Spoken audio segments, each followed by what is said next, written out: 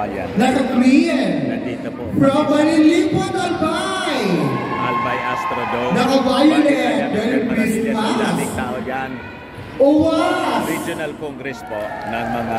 Ay, ang lugar ko sa iyan, may mga pinakamasirap na puto. Uwas. Si speaker ngayon yung aking anak, si Queenie. Ay, bayan to, pasira, message naman sa ating mga kababayan. Tabaco City! So, andito po kami sa Albay. Wow, from the Pancang capital of the world. Ayan. From the city of love. Legazpi City! And then kami po ay from the Philippine NGO. Meron sampo from Legazpi City. Representing the 75 barangays. Para samahan tayo sa isang magandang usapan. Nasaan po ang taga-Hubilian? So ngayon, speaker ka pala rito. Marami din. From the Regional Congress ito. Regional From Rapu-Rapu. Parang ganyan na lang. Alam niyo naman Regional po Congress na ng mga DSW dito sa Albay. So, as an NGO manager, ano na yung NGO na kinaka-aniban mo? Wala. Medyo may sa communication ngayon. Kasama pa rin natin yung mga BHW from Rapu-Rapu. Nanonood sila ng Facebook Live ngayong hapon na to. Ano pa na kalimutan ko? Mahali po Albay! University. Bakit ito?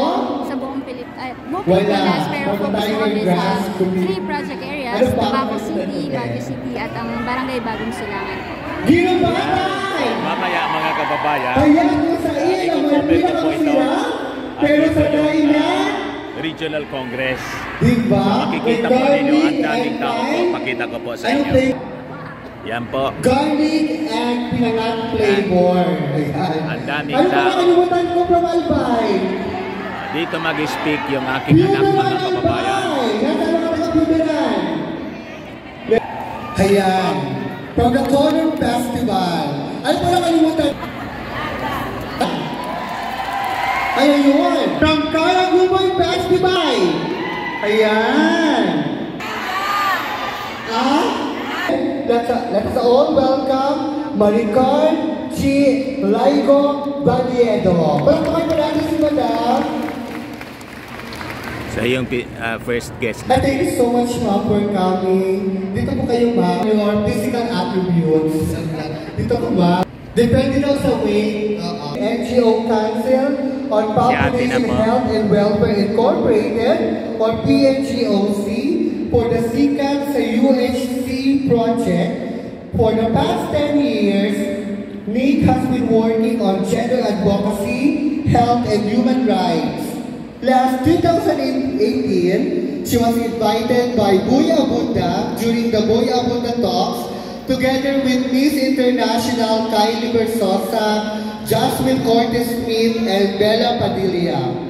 She took her bachelor degree in elementary education at Nicol University, and at the present, she is taking her master degree in community development at the University of the Philippines, Diliman. Ladies and gentlemen, the bride of Albay, a good friend of mine, Nick Maravillas. Ayan. Our next speaker, Educational Center in Legazpi City, physical therapist. Our last guest, he is a graduate of PE Medical School in more on the universal health care services in the Philippines. And of course, kung ano yung ating contribution and participation ng ating mga kung meron ba tayong guest, ito talaga yung pinaka-panauhing pandangan ang ating mga nagagandahan at yung mga barangay health work. Madam and sir, sabi ko nga sa inyo kanina, based on weight, dahil pareho kaming above 75, magkatabi kami. Ito naman yung mga below 50s, saya. So, kamustahin natin sina Madam? Okay na? Simulan natin from the Simon of Cyrene. Kamusta po ma'am yung biyahe from Banyang na nag-aalpay to Astrodome? Parang malayo, no? Hello. Yes, thank you for that question. Okay naman po. Wala naman traffic. And hindi umulan, thankful. Ayaw, palakpakan natin po naman Legazpi City. Okay naman, kanina traffic lang. Pero una po, maugma po ako, masaya po ako, na nakabalik po ako sa Bicol at this time, kasi ang lagi po namin kasama is yung Tabaco City. So ngayon nakasama po at nagkaroon po kami ng pagkakataon na ibahagi later on yung mga programs po namin sa Philippine NGO Council, ito pa din yung sa Simon and Siren. At ayan, masaya lang po kami na nandito po kami ngayon. At sana masaya rin po kayo. Excited po kami mag-share ng mga programs, ng mga plano po namin dito po sa probinsya. Buti dumating kami kahapon ng madaling araw, so hindi pa maulan. So nagpapasalamat kami sa pagkakataon makabalik. For the last 20 years, pabalik-balik po ako sa buong region ng Bicol. Actually, yung first time ko sa Bicol region ay sa Irosin ang una kong nabisita. So, halos dinaanan lang namin Legazpi, paakyat kami. So, Sorsogon pala ang unang-unang probinsya na nabisita. Ang roots ko po ay taga-Tabaco. Ang aking lola po ay taga-Tabaco. Pero Bicolana din po pala. So ito, napaaga ang pagbisita sa mga BHW. Alam mo, ako lagi ko sinasabi, sa NGO work ko, ang unang-unang nagturo sa akin, I think, pag sinabing community organizing, ay mga BHW. Dahil sa pag-observe ko sa kanila, sa work ko, all over the Philippines. Importante, kanina nakita natin sa video, no, sinabi primary healthcare. Nire-recognize talaga na pagdating sa komunidad, yung first contact of health service ng ating mga kababayan ay sino ba? Walang iba kundi yung BHW. Sila yung mapuputing marites ng ating lugar, no? Because you really know the people. Kuminsan nga, observe namin, pag may nakasalubong sila, yung iba nagtatako sa BHW, ibig sabihin, alam ng BHW, hindi ka nagpunta sa check-up mo. So, kilala nila yun. So, alam nyo, memoryado nyo. At sa ating health system, yun po yung mahalaga. Kaya nga sabi ni Jem, no, magko-collapse yung ating health system kung wala kayo sa komunidad. So, malaking-malaking pasasalamat. At dun sa universal healthcare natin, kayo talaga yung may mabigat na pananagutan, sabihin natin pananagutan at responsibilidad. So, natutuwa kami na mabahagi yun. At importante na laging pinapaalala sa inyo yun na mahalaga po kayo, na pinapahalagahan namin kayo. Why do you think nagpupunta dito yung ating mga LGU, nagkakaroon tayo ng mga ganitong convention, nagkita-kita tayo because nire-recognize po yung kahalagahan at importansya ng ating mga BHW sa ating health programs. Ayun, sa akin sobrang halaga. Kasi alam niyo po sa Sikat Project, nagkaroon kami ng scoping study sa Barangay Bagong Silangan, Baguio City at sa Tabaco City. Isa sa mga napagtanungan namin na BHW, sabi niya, alam mo ma'am, hindi namin naramdaman na mahalaga kami hanggang nag-pandemic. Tama po ba? Mas naramdaman niyo po yung kahalagahan niyo ng pandemya? At mas naramdaman po ng LGU na mahalaga kayo, tama? Yes, nakita po nila kasi sa mga panahon na mayroong disaster, mayroong mga ganito, nakita natin kung gaano nyo nami-bridge. Kayo po kasi yung nami-bridge between sa community at sa ating local government at sa ating city health. Kasi na kayo po yung nagbigay ng aksyon. Grabe po yung mga sacrifices na ibinigay ng mga health workers during the pandemic. At sana hindi nagtatapos doon. Kasi yung kahalagahan nyo, sabi nga, si Rufa, sabi niya, simula baby siya, diba? Parang nakita natin, baby pa lang tayo, may mga barangay health workers na ina-assist na tayo, ina-assist yung mga nanay, yung mga magulang. So hanggang ngayon, parang ganito lang din yan. Kahit may pandemic o wala, mahalaga kayo. May bagyo o wala, may sakuna o wala, may mga emergency cases pagdating sa health, mahalaga kayo. At natutuwa tayo na kahit papano, nakikita natin yung mga action na nagagawa sa ngayon. Kasi nga diba iniisip natin na sana kahit matapos yung mga termino ng iba't ibang, lalo ngayon kakatapos lang ng barangay elections, mahalaga na ma-maintain kayo dahil kayo po ang nakakilala sa ating community. Kayo po ang, di ba pag tinanong nga namin, sino po yung may sakit na ganito? Yung may ubo. Ito po ma'am. Kaya nila impormasyon, maliit, lahat ng detalye alam nyo. Kaya ngayon po, hindi lang po kami andito para iparamdam sa inyo yung kahalagahan nyo. At the same time, gusto rin po namin ipakita yung magiging role ng mga barangay health workers pagdating sa universal healthcare. Mga frontliners talaga. And, bakit? Like, sa promotion and the rights sa amin na mga in-need natin, mga disabled persons. Like for example, sa services namin ng mga prosthesis, and right now we are mga bata, mga sanggol na mismo mga magulang hindi alam kung ano ang kanilang ang tawag nito, kondisyon. Kung walang magre-refer, so from you, malalaman nyo mismo na ang bata ay may ganitong kondisyon, alam nyo na kung saan sila pwede lumapit at wala silang totally na ilalabas na pera. They're coming over and listening. Okay. And hayan, maraming salamat. May dalagdag na kasi Nick, wala na. Hayan. So, narinig nyo naman po na ng ating mga PHW. At nakakatuwa din isipin na hindi lang galing sa kanila na mahalaga kayo, marami kayong contribution, para all sa buong Pilipinas na kahit pa paano po ay meron na kayong boses ngayon sa Kongreso. Kaya palakpakan nyo ang PHW, tama ba? Ang PHW party list. Kasi sila yung PHW. Paano sila nakakatulong? Experience nyo ba? Well, PHOC, lahat talaga po ng health program namin, we work with local government unit at yung mga local PHWs po natin.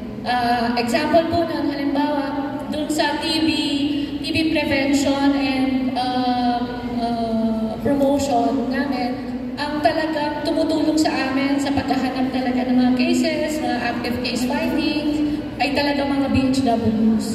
So bukod pa doon, dito sa lugar namin, even yung data gathering, sila talaga yung katulong natin. So maraming mga example, I will let the program managers talk about that.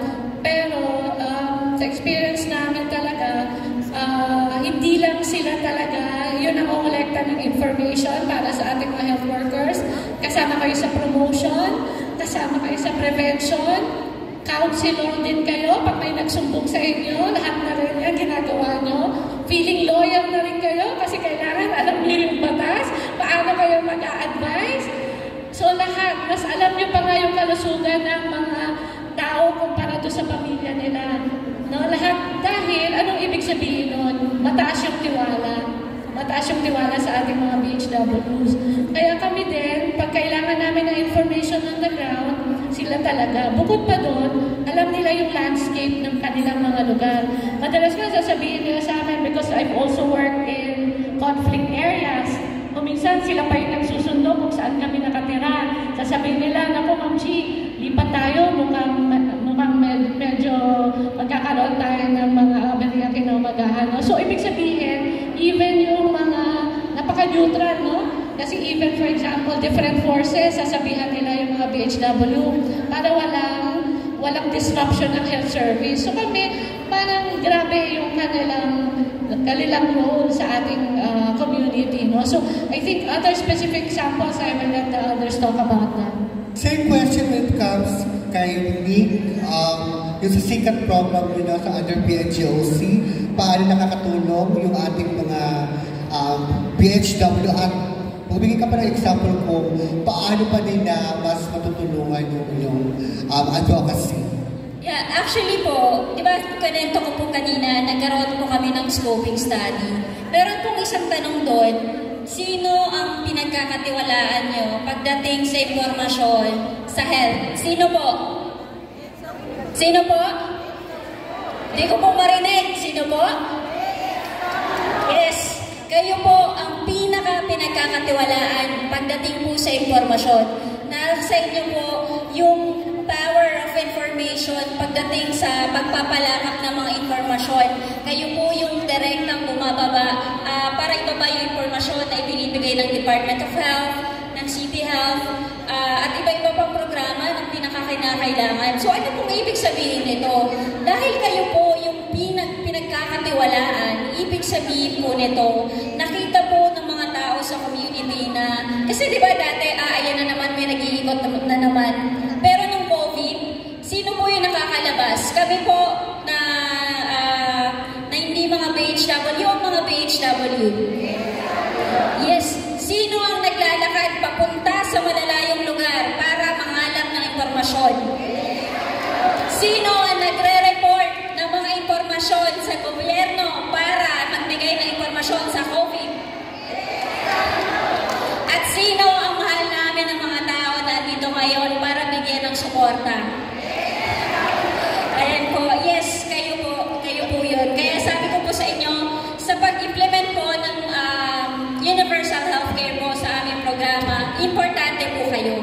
Mahalaga kayo, nakikita namin yung role nyo. Kaya po, actually po, ngayon pong December, mapapalaman yung mga taga-Tabaco na barangay health workers. Dahil makakasama po namin yung mga taga-India. Pupunta sa Tabaco City para i-enhance ang CBMS. At sana po, syempre, ito po yung wish namin. Kahit naman po kami, wini-wish namin na sana hindi lang sa Tabaco, sana magawa rin namin na buong probinsya.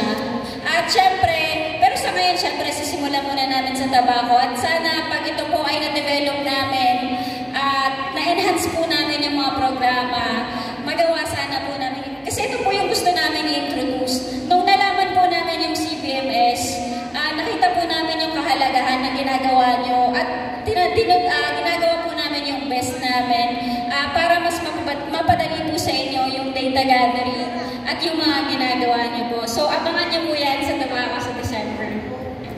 Si Madam from Simon Siren. Si Madam, yung contribution na BHW. Hindi po nakakaalam kung saan po ang Simon of Siren. We are located po just in front lang po ng Daraga Doctors sa Banyag. Ano po? So, if ever may alam po kayo, just refer to us, mga disabled children na may clubfoot and nangangailangan ng mga prosthetic devices. Nag-customize din po kami dyan. Ano po? So, yung question po ni Ma'am, BHWs, natutuwa po kami kasi lalo na sa part ng Sorsogon, hindi namin alam kung bakit napakadaming cases ng clubfoot patients. Then, tinatanong namin sila, saan nyo nalalaman na merong ganitong treatment dito sa Daraga, sa Simon of Siren? Sa BHWs po, sa mga barangay healthcare workers po namin nalaman. Sabi ko, wow, very aware talaga and very up-to-date sila. Thank you very much po for promoting this program. Ano po, maraming bata po matutulungan, mawawala ang kanilang mga disabilities at talagang hindi sila mabubuli sa school in the end. Ano po. So, PHWs, very important po ay yung referral ninyo sa amin. Kasi from you guys, sa barangay nyo, mga kaibigan, sa kapitbahay, dyan na po nagkakaroon ng communication and coordinations. Ano po. So, yun po. So, dagdag ko lang, ma'am, since we have, ano yung I think, yung pagsasama-sama, sana, nagkakaroon din kayo ng opportunity na makapag-usap sa ibang mga tagalugar, makapag-share ng mga experiences ninyo. Sana nadodocument nyo ito. Nakukwento ninyo. Alam ko, sanay na sanay kayong magsulat ng mga records ng ibang mga kliyente at pasyente nyo. Sana sinusulat nyo rin yung kwento ninyo. Kasi nakita namin yun dun sa study na ginawa namin. Nagkaroon kami ng study sa mga BHW. At isa doon sa mga sinabi nila na first time lang daw sila nakaranas na ni-report namin yung kwento nila. So sana, kasi walang magkukwento ng kwento ninyo kung hindi nyo sisimulan. So sana ang takeaway dito, pag nag-gather kayo, mas lalo kayong maging malakas ang loob na mag-share ng inyong mga hinaing, yung mga gaps in terms of yung health system natin. Ipaalam nyo sa ating mga leader kasi kayo yung nakakaalam sa mga nangyayari on the ground. Ano yung mga gaps at saka yung mga leader natin. Huwag kayong matakot kasi importante rin na marinig nila yun. Naniniwala ako na mas maraming leader ang makikinig kesa sa hindi. Sa experience ko sa pagtatrabaho sa buong Pilipinas. Ayan, si Nick. Sa akin mahalaga po itong pagtitipon na ito. Kasi sabi nga ni Ma'am G, mahalaga na ma-take note natin yung best practices ng bawat isa. Kasi yung best practices natin, maaaring hindi siya, hindi siya may relate sa ibang lugar, pero baka naman yung iba. Baka naman yung mga ibang strategiya nyo pagdating sa pag-i-implement, pagdating sa data gathering, ay makatulong rin sa iba. Kasi for example, for Tabaco City, ang strategy kasi nila is, ngayon kasi nagta-transition na sila from home visitations, na bumabalik na sila na sa consultation sa Barangay Health Center pumupunta. Kasi nga gusto natin mas maging proactive yung mga tao pagdating sa pagkukonsulta. Pero kung ganun yung strategy ng Tabaco City, sa Baguio City iba naman. Yung strategy naman nila is more of home visitations. Ang ginagawa nila is pumupunta yung mga barangay health workers sa mga bahay ng mga patients nila para mag-distribute ng gamot. So yun naman yung strategy nila. Sa Barangay Bagong Silangan naman, yung isa sa mga strategy nila, mixed. Yung isa, minsan, mga tao ang pumupunta sa Barangay Health Center, pero hindi pa rin nila inalis yung programa nila sa home visitation, especially para sa mga kapatid natin na PWD. So, yun yung mga bagay na baka ano po ba yung nararanasan ng Naga? Ano ba nararanasan ng mga taga-Albay? Ano ba yung mga experiences ng mga ibang taga-probinsya? At pag nakita po natin yun, pagsama-samahan natin yun, para mas maging magaling tayo. Sabi nga natin, isa po kasi sa mga sharing during our study, sabi ng isang barangay health worker doon, alam nyo ma'am, dati ang tawag ko sa sarili ko, BHW lang ako. Talagang nilalagyan nila lang. Pero pagkatapos ng pandemic, nakita natin kung gaano mas pinalakas yung barangay health workers pagdating sa training. Lahat ba nakapag-training? Ayan, lahat ba? Di ba meron din kayong mga certifications? Yung para may mga licenses, tama? Na pinapa-apply sa inyo para mas mapatibay yung inyong kakayanan. Kasi ganoon po kalaki ang tiwala ng local government sa inyo, ng community sa inyo, na kaya natin mag-implement. Kaya nga maganda yung kanina sabi ni Rufa na BHW ako. Walang lang. Kasi mahalaga kayo, makapangyarihan, yung very powerful po yung role niyo sa community at pag-bridge between local government. Kaya saludo po kami sa inyong lahat. At sana nakapagbigay din kami ng tamang impormasyon, mensahe para at na-empower namin kayo. Salamat po sa inyong lahat. Ayan, simulan na po natin i-share ang inyong mga stories, di ba? Kasi alam ko yung pinagdadaan. I hope our barangay health workers would gain from this event. Parang say, na ano na lang, mensahe na lang, no? Ayun na lang, what do you hope from, ano ang hope mo na magiging ng ating mga health workers dito sa event na to, aside from having the new information? I hope yung ibang areas din kasing solid ng Bicol. I hope they also have their own regional convention kagaya ninyo. I hope na hindi nyo kakalimutan, hindi nyo mamaliitin yung inyong ginagawa sa community, no? Na itong gathering na to, magpapaalala sa inyo na importante kayo sa ating health system at sa ating community in general. Nick? And siguro po mensahe, unang-una, sana nakapagbigay kami ng lakas. Dahil siguro sa mga nakaraang panahon or years, nakaramdam tayo ng pagod. Napagod po ba tayo? Pagod na po ba tayo? Ayan, sana ito pong convention na ito ay nakapagbigay ng pahinga. Pahinga at lakas ng loob na gawin pa yung mga kailangan natin gawin sa mga susunod pang kailangan natin gawin sa community. Kasi po, kami po naman sa NGO, lagi naman po namin kapartner ang actually si Ma'am Nora parang kulit na to sa akin eh.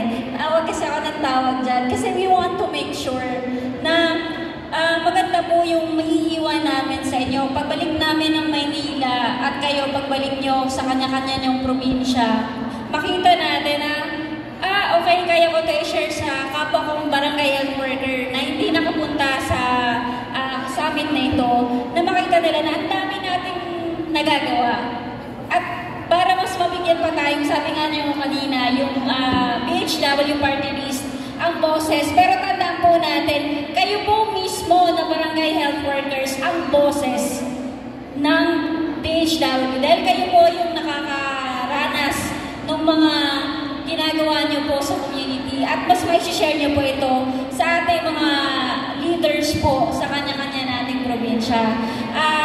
Panghuli na po, again, nagpapasalamat po kami sa inyong lahat, sa inyong partisipasyon, sa inyong pagdating po sa community, sa walang sawa na pagtulong, pag-agapay sa ating mga city health offices, sa ating community, sa ating barangay, para lang may sa katuparan yung mga programa natin. Again, salamat sa lahat po ng opisyal ng BHW sa binigay nilang suporta sa amin pagpunta dito. And then of course, sa Tabaco na talagang isa yan sa mahal na mahal namin. At kayo pong lahat sa buong probinsya na sana makita niyo po ito bilang isang tulay na mas mapalakas po natin yung ating organisasyon, yung ating ginagawa sa mas mataas na level.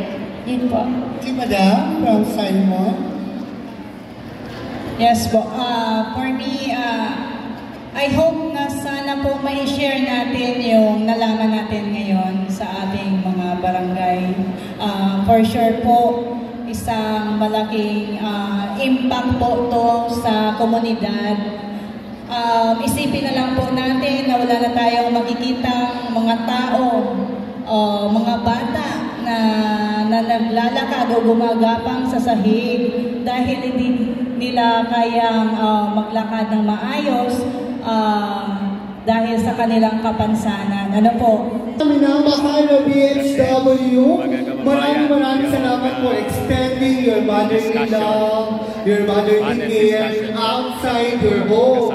Kasi yung mga BHW, hindi na sila naglilista, hindi na sila umiikot sa community, ini-extend nila yung kanilang oras, yung kanilang pagmamahal, yung kanilang paggalingan sa mga kapitbahay, sa mga hindi nila kaano-ano.